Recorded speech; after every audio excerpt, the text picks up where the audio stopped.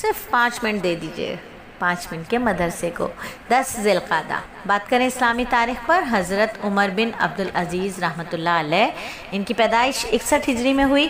آپ کی اماں ام عاصم حضرت فاروق اعظم کی پوتی تھی، اور ان رشتے کی تاریخ یہ ہے کہ ایک مرتبہ حضرت عمر نے اپنے زمانہ خلافت میں اعلان کروایا کہ کوئی پانی میں دودھ نہ ملائے، دودھ میں پانی نہ ملائے۔ اسی زمانے میں ایک رات گشت پر تھے کہ ایک گھر سے آواز آئی، بیٹی صبح ہو رہی ہے، دودھ میں پانی ملا دے۔ بیٹی نے جواب دیا، اماں آپ کو معلوم نہیں امیر المومنین نے اس سے منع کیا ہے؟ اماں نے کہا، امیر المومنین اس وقت ہم یہاں تھوڑی ہیں، یہاں کہاں، ان کو کیا خبر؟ بیٹی نے جواب دیا، امیر المومنین کو خبر نہیں تو خدا تو دیکھ رہا ہے۔ حضرت عمر نے اس گھر کو نظر میں رکھ لیا، اپنے بیٹے عاصم سے کہا کہ تم اس لڑکی سے شادی کر لو، مجھے امید ہے اس سے ایسا جوان مرد پیدا ہوگا جو سارے عرب پر حکومت کرے گا۔ عاصم نے اس سے نکاح کر لیا۔ حضرت عمر کی پیشن گوئی کے مطابق خاندان میں عمر بن عبدالعزیز پیدا ہوئے، جنہوں نے خلافت راشدہ کے طرز پر حکومت کی، یہاں تک کہ انہیں عمر ثانی یعنی دوسرا عمر کہا جانے لگا۔ اور نبی صلی اللہ علیہ وآلہ وسلم کا ایک معجزہ کہ حضرت جابر سے روایت ہے کہ ایک سفر میں آپ صلی اللہ علیہ وآلہ وسلم کے میں ساتھ تھا، میرا اونٹ اتنا تھک گیا کہ چل نہیں سکتا تھا۔ آپ نے فرمایا، تمہارے اونٹ کو کیا ہوا؟ اور میں نے کہا، تھک گیا ہے۔ آپ نے اس اونٹ کو ہانکا اور اس کے لیے دعا کی، آپ کی دعا کی برکت سے اس اونٹ کا یہ حال ہو گیا کہ سب اونٹوں سے آگے چلتا تھا۔ اور ایک فرض کے بارے میں، قضا نمازوں کی ادائیگی کرنا ہے۔ کوئی جو نماز پڑھنا بھول گیا ہو یا نماز کے وقت سوتا رہ گیا، اس کا کفارہ یہ کہ جب یاد آئے اسی وقت پڑھ لے۔ اگر کسی شخص کی نماز کسی عذر کی وجہ سے چھوٹ جائے، سونے کی حالت میں نماز کا وقت گزر جائے، تو بعد میں اس کو پڑھنا فرض ہے۔ یہ آج کل ایک نیا فتنہ آیا ہوا ہے کہ قضا نماز ہوتی ہی نہیں ہے۔ یہ دیکھ لیجئے کہ یہاں لکھا ہے کہ فرض ہے، اور یہ ترمذی کی روایت ہے۔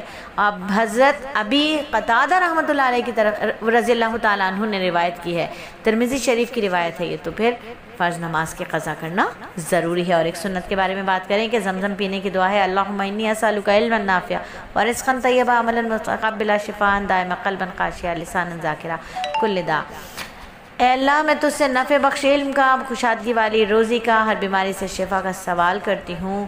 یہ دعا پڑھنی چاہیے زمزم پی کر۔ اور علم دین کی کیا فضیلت ہے کہ میرے نبی نے فرمایا، اسلام کو زندہ رکھنے کے غرض سے علم حاصل کرنے کے دوران جس کی موت ہو جائے تو جنت میں اس کے اور نبیوں کے درمیان صرف 1 درجے کا فرق ہوگا۔ تو جو ہم ایک بات آپ کو بار بار کہتے ہیں کہ علم اس لیے حاصل کریں کہ آگے لوگوں تک پہنچانا ہے، یعنی اپنے دین کو زندہ رکھنے کی غرض کی خاطر علم حاصل کرتے رہنا ہے۔ اور تو انشاءاللہ تعالی جب ہم مریں گے تو ہمارا اور ہماری موت کے اور جنت کے درمیان صرف انبیاء اور نبیوں کے درمیان صرف 1 درجے کا فرق ہوگا، یعنی وہ اوپر والی جنت میں ہوں گے، ہم ان کے نیچے خدام والی جنت میں ان کے ساتھ ہی ہوں گے انشاءاللہ۔ اور ایک گناہ کے بارے میں قرآن میں اللہ فرماتا ہے کہ کافر کہتے ہیں کہ اگر تم سچے ہو تو بتاؤ قیامت کا وعدہ کب پورا ہوگا؟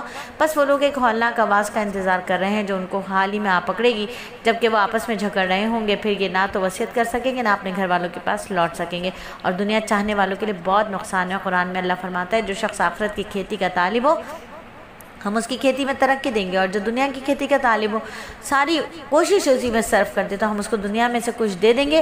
ایسے شخص کا آخرت میں کچھ حصہ نہیں، اور آخرت کے بارے میں زیادہ عمل کی تمنا کرنا ہے۔ نبی صلی اللہ علیہ وآلہ وسلم نے فرمایا، اگر کوئی بندہ پیدائش کے دن سے موت کے آنے تک اللہ کی اطاعت میں چہرے کے بل گرا پڑا رہے تو وہ بھی قیامت کے دن اپنے اس عمل کو حقیر سمجھے گا اور تمنا کرے گا کہ اس کو دنیا کی طرف واپس کر دیا جائے تاکہ زیادہ نیک عمل کرے۔ اور طب نبوی سے علاج کیا؟ آپ نے فرمایا، ایسی جگہ بیٹھنے سے منع فرمایا جہاں بدن کا آدھا حصہ سائے میں اور آدھا حصہ دھوپ میں ہو۔ اور نبی نصیحت فرماتے ہیں، اے بزرگ، تم جہاں کہیں ہو اللہ سے ڈرو، گناہ ہو جانے کے بعد نیک کام کر لیا کرو، یہ نیکی اس گناہ کو مٹا دے گی اور لوگوں کے ساتھ بہترین اخلاق سے پیش آؤ۔ الحمدللہ 5 منٹ کا مدرسہ صرف اور صرف 3-4 منٹ میں مکمل ہوا۔